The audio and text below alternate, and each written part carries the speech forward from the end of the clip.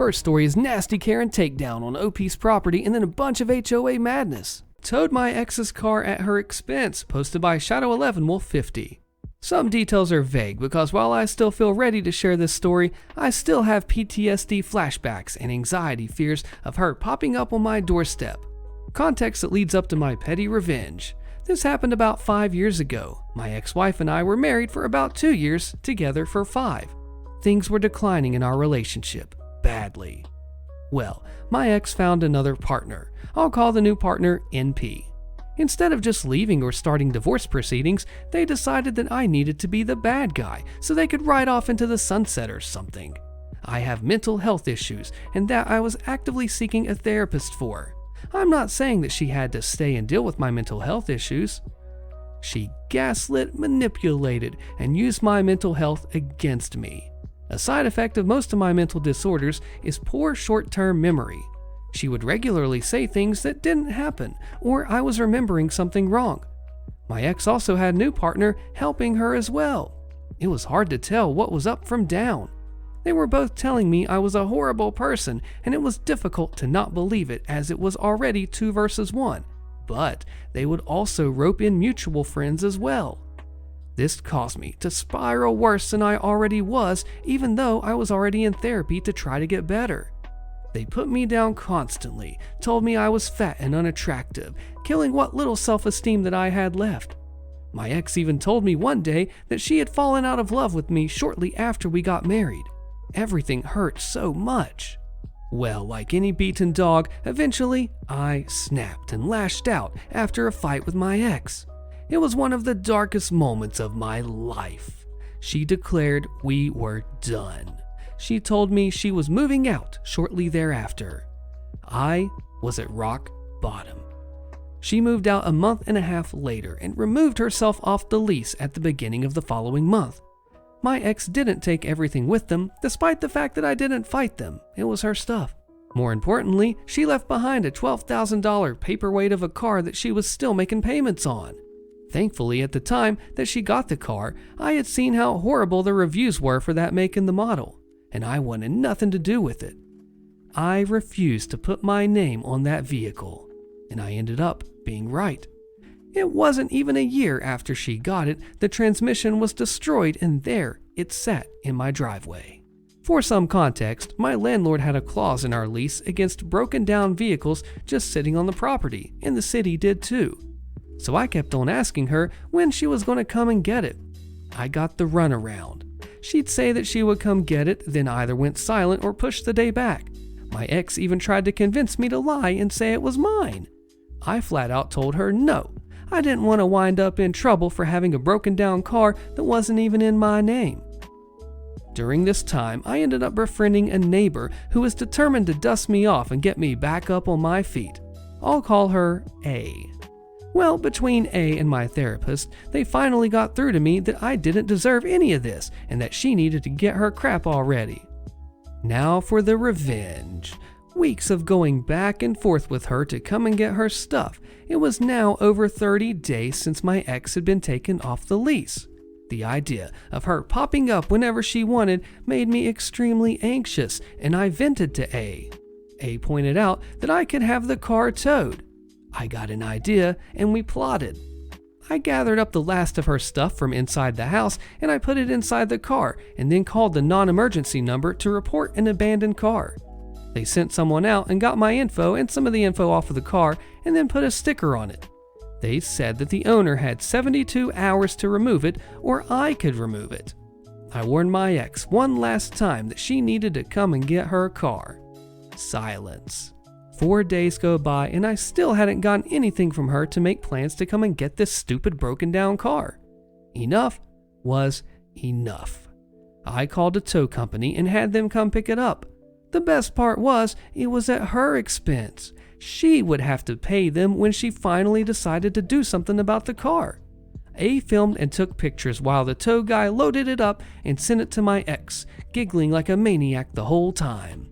Once the car was gone, I felt a sense of relief that I hadn't ever felt before. My ex had zero legit reason to return to my house. My phone was blowing up within the hour from my ex, who suddenly had plans to remove the car that she had neglected to fill me in on, now bombarding me with angry texts stating that I was trying to ruin her life. I told her that I was not, and that I had warned her repeatedly, and she had ignored me, and all I wanted was to be left alone.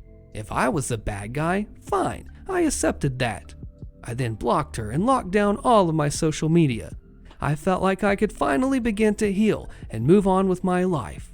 Not going to lie, it felt good to get some payback for the last 10 months that she had made my life heck. You can't put a lien on your house, not in your community, posted by Tough Cookie 24/7. So this happened years ago when I was in elementary school, so maybe 15 years ago, and I was living in Florida at the time. Anyone who lives in Florida knows how often new gated communities just pop up. So our neighborhood was established and has been before I even moved into the house. The house once belonged to my uncle. We had a neighborhood watch, but no HOA. The gated community was finally built and the people were moving in. Now, we don't have a bad neighborhood, but we had some strange colored houses, lime green and magenta with giant metal lizards hanging all over it, is an example of one. Our house was simple, hand brick and half concrete painted white. It stood out compared to some of the other houses. The new gated community is an HOA community. They thought that they ruled over all. Soon, people in our neighborhood were receiving fines for their house color choices, their unsightly cars, not approved mailboxes, and other nitpicky things. My parents received some for my dad's boat being in the driveway, and even our unruly yard. We had a bougainvillea, which is vines, and which grows like crazy, and we were constantly trimming it. And we even got a fine for our fence. The old fence was chain link and the new fence was a wooden privacy fence. Don't ask why we had two different fences. My uncle only fenced in part of the house. It was still good fence, so my dad didn't want to rip it out. Well, my mom and dad would just pitch anything they saw coming from that gated community as they had fancy stationery. This went on for maybe 4 or 5 months. We would receive fines for not meeting HOA standards and other violations. We talked to our neighbors and they received them too. They tried to call and complain but were given the runaround and decided to pitch the mail as well. My mom received a phone call from her bank. They started to question her about the lien on the house that had just appeared in the system. My parents had less than a year left on their payments for the house. They always paid extra every month for the house loan and were always on time. My mom was super confused and said that there shouldn't be a lien. We don't have any reason for there to be a lien. Turns out the gated community filed liens on almost every house in my neighborhood. My mom told the bank the situation and called a lawyer. I'm not sure what all happened, but I know a lot of the members of that HOA faced felony fraud charges, and it was just a huge mess with a pretty big lawsuit against the HOA board. We were able to pay off the house after the lawsuit. We even had a big celebration on one of the roads, a huge cookout, and we met people that we didn't know before. I even made new friends with some kids that I didn't even know existed. People moved out of the gated community due to bad press, and a lot of the houses stood empty for a long time. When I moved away, there were still a lot of houses empty, and it was like a ghost town. Last I heard, the name of the community changed, and the houses were being filled up. So I guess the lesson is, leave our bright houses alone and mind your own business. Nothing like a crooked HOA that tries to break the law get taken down with fraud. Late uncle's water bill through the HOA, posted by Monkey Basketball. My uncle passed away a little over a year ago. He lives in an area where the HOA either owns or controls the water pump for the surrounding area. I do not live in the state he resided in, and I haven't heard of this type of situation, but I imagine it's the norm in some communities. After he passed away, we discovered that while his water was still running, he had racked up a $20,000 water bill. The water bill is coming to us now since his death, with hefty interest, fines added on, all to be collected by the HOA itself. My dad, who is the sole heir of the property, has suggested a compromise to pay a quarter of what is owed. The HOA said they would convene to discuss. The group did come together and meet, and my dad was not present as he also lives across the country. They informed him after the fact that he was indeed responsible for the entire sum of the bill, plus the fees, which are still in hundreds of dollars in addition to the outstanding bill every month. They also went on to explain that my uncle was a difficult person to have in the area. He had unsavory people in and around the property, which sadly is the truth that we know of, and had to contend with ourselves as family members. Drug use and mental illness do not make for an excellent neighbor. However, it is stated in some of the documentation that my dad did receive that an unpaid bill for your water through this HOA would result in water shutoff. Never have we seen the water shut off in any of my dad's prior visits or subsequent long stay after his brother's passing, when he worked to rehab the house, as well as do an enormous amount of work to clean up the property. This in addition to preparing it for sale to a great prospective buyer who is quite literally waiting in the wings to purchase the home and property. My question is, what exactly would others do here? My argument, and I haven't thought it beyond this for a short time, is that some of the rules and regulations of the HOA are being adhered to, including charges and interest fees going to the property owner for unpaid or late water bills. And yet, the other rule that we believe exists, which says that a water bill unpaid for a certain amount of time will result in water shutoff, was a rule that they did not adhere to. In my mind, you cannot have it both ways. Not since my uncle's passing have there been any questionable visitors or tenants at the property, and it has been improved enormously. My dad is a sober veteran in his 70s who worked tirelessly for months with my brother and family friend to clean up the property and begin house renovations. There is a well-qualified buyer who owns the neighboring property waiting to complete this sale, finishing renovating the home and moving in with his family. And my dad, who hasn't even grieved his twin brother's death after being handed this mess, is really struggling.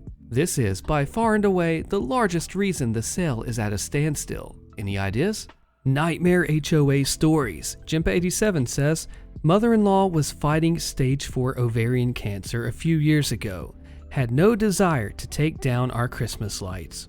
We were constantly visiting the hospital, and it was very touch and go. We had a child under 1, and it was a very emotional time. The HOA compliance officer constantly would stop at our house at all hours of the day. We had security cameras, so finally, after reviewing the footage, we called the guard shack to see what the emergency was. We were told that Christmas has been over for 3 weeks, and we need to have our lights down before the end of the month, or he would fine us $25 a day for the first week, and then $50 each day after that. We explained the situation, and the guy said, "Well, it's not my problem, take your lights down." My wife exploded on the D-bag. We went to the next board meeting and let loose on the board and the general manager. Turns out, it wasn't an HOA policy. The guy worked for the security company that was hired to work the main entrance guard shack and would get a bonus if he would patrol and hand out fines for HOA violations.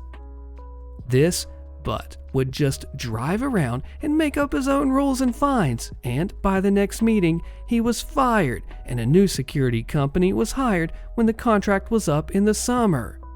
Everything worked out in the end. D-bag fired, mother-in-law cancer-free for over a year. Way to go, OP. Screw cancer, man. Cuckoo Kelly says, lived in a high-rise in Chicago that had an HOA full of old people with too much money. Fortunately, I was only renting, but I was curious to learn about the HOA, and they were gracious enough to let me sit in.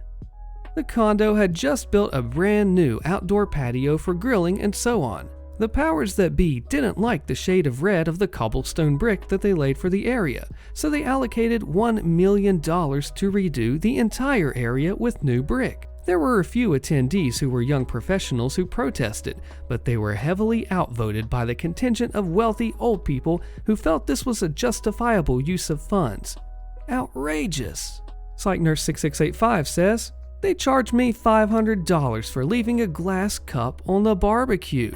Dang, I was ticked. My blood boils just thinking about it. I have so many other horrible stories, like my wall was flooded inside and they refused to fix it, even though it was an HOA problem. I pay $617 monthly. Screw them. Stuff People Say says, was told to have 10-year-old trees removed, which was apparently approved by the board. We found out, like all landscaping, because in the winter they turn brownish and lose the leaves. Also got a notice asking how long we'd have a Toyota Tundra truck in our driveway over Christmas.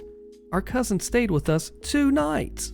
Nikadraw says, was moving to a different city and crashed at my dad's townhouse for a few months to save money for the move. One day, a guy showed up to install a satellite dish that my dad had ordered. My dad isn't the type of guy to pay very close attention to HOA rules and apparently missed a brand new and highly contentious rule that satellite dishes were eyesores and no longer allowed. So, just as the installer guy is getting up to the roof, this couple, the head of the HOA, they come sprinting from their townhouse across the street to shut it down, screaming bloody murder. I had absolutely no issue with not getting a satellite dish. It wasn't even my house, but these 2 HOA thugs were absolutely awful. The wife was just hurling insults at the installer guy and the husband immediately started climbing the ladder up onto the roof to kick the crap out of the installer guy. None of this was provoked at all. It just went from 0 to 100 miles per hour in no time flat, and this couple was out of control. Well, the installer guy eventually had enough of having racist insults hurled at him, and he came down the ladder and started a full-on brawl with the husband in my dad's driveway. The wife was screaming at the top of her lungs at me, a stoned couch surfer whose only contribution to this whole fiasco was to answer a door and let a guy on the roof. I still vividly remember being absolutely dumbfounded watching these 2 grown men beat the heck out of each other while I tried to communicate to my dad on the phone over the shrill sounds of some strange woman absolutely berating me for ruining the neighborhood. It was wild. Jeff Barge says, my dad was telling me a story about their HOA this week. A homeowner in their neighborhood had passed away and hadn't yet paid their HOA dues for the month. At the memorial service, the HOA president approached the mourning family and asked what their plans were for paying the back dues and for paying any dues until the house was sold. Simply amazing. Pigeon Shark says, my family has been part of one for maybe 5 or 6 years now, and they frickin' suck. We had to cut down a tree when we first moved in because its roots were cutting into the sewage pipes and backing up all of our drains. To do that, we had to get approved to cut it down, and that took a few weeks. So we couldn't take a shower or flush a toilet for like 2 weeks. They also keep telling us to power wash our driveway, so we did once. We haven't done it again, but they think we did. They also keep raising the fees and giving no reason for it. I would expect that if they were adding things into the neighborhood or fixing something, but they just took out a few fountains from the lakes and they don't keep outside lights on anymore, so they should be saving money. Also, you can only paint your house certain colors, and I don't think you can use sidewalk chalk in the neighborhood either. Boatload of Funk says, a friend of mine lives year-round in a luxury condo with a view of a popular ski slope. His buddy a few doors down is the HOA president. Just the 2 of them for the majority of the year. Nice and calm. Then, when ski season starts, hold on to your frickin' hat. The East Coast millionaires don't shut the heck up with their complaints when they live there for 3 weeks. El Senor McQueen says, my parents modified the front porch, and now it was different from the other houses in the block. Once it was done, a middle-aged lady comes out of nowhere. I had never seen her before, nor has she ever talked to us before, to kindly warn us that we had just lost the right to vote on HOA or some crap like that, since we did an unauthorized modification. We replied with the equivalent of, okay, thanks. And once again, we haven't seen her ever since. It's like she crawled out of her lair to inform us that we lost a right that we didn't even use, as if it were a huge major offense. Screw that. Suze QP says, we have the HOA president from the Third Reich. This man is on such a power trip, you'd think he was running a massive gulag with the lives of 1 million peasants at his disposal. He protects even the most trivial information as if it were top secret intelligence and dispenses his own brand of justice with no regard for the actual rules. And he's a liar. At the last general HOA meeting, we sat for 40 solid minutes while he regaled us with this vague bullcrap stories about his years as a Special Forces officer in the United States Army. According to him, he's been shot twice, held for ransom in an undisclosed foreign heckhole, and awarded top secret military honors that he isn't allowed to talk about. Wait, what? Here's the thing though. He's maybe 5'5", weighs at least 350 pounds, didn't know how to break down the gym weightlifting equipment, and made a complete butt of himself by saluting a neighbor who came to the meeting late still wearing his BDUs. The neighbor, who works at the nearby military base, laughed out loud and said, "Dude, I'm an E4. Guess who got written up for leaving his garbage cans out? The HOA fines me and takes me to court, but I'm not part of the HOA. Click the video on your screen, you don't want to miss the crazy fallout of this one, and I'll see you there."